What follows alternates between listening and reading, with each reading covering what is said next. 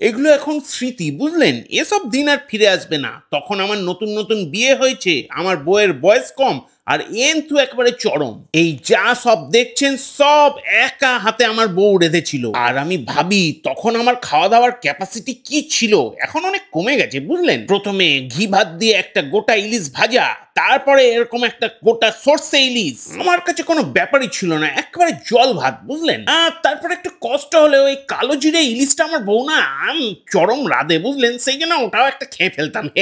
সে কি, কালো জিরে দিয়ে এরকম কুমড়ো দিয়ে ইলিশের ঝোল খাননি কখনো? কি করলেন জীবনে? তারপরে ধনে পাতা পমফ্রেটটা তো খাওয়া মাস্ট। হ্যাঁ, মনে পড়লো, আমার জন্মদিন ছিল, বুঝলেন? মাছ দিয়ে আর পেটের কতটুকু জায়গায় বা ভরে।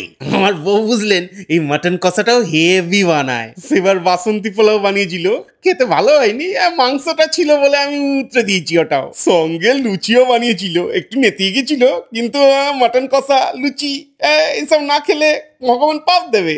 একদম পেটে জায়গা ছিল না, তাও বউ বললো আমি এত কষ্ট করেই দুই চিকেনটা রেঁধেছি, তুমি খাবে না? অগত্যা লুচি দিয়ে, তাই ওটাও একটুখানি খেলাম, পুরোটা খেতে পারিনি। ওটাও পুরো খেলে বেশি খাওয়া হয়ে যেত, তাই না বলুন?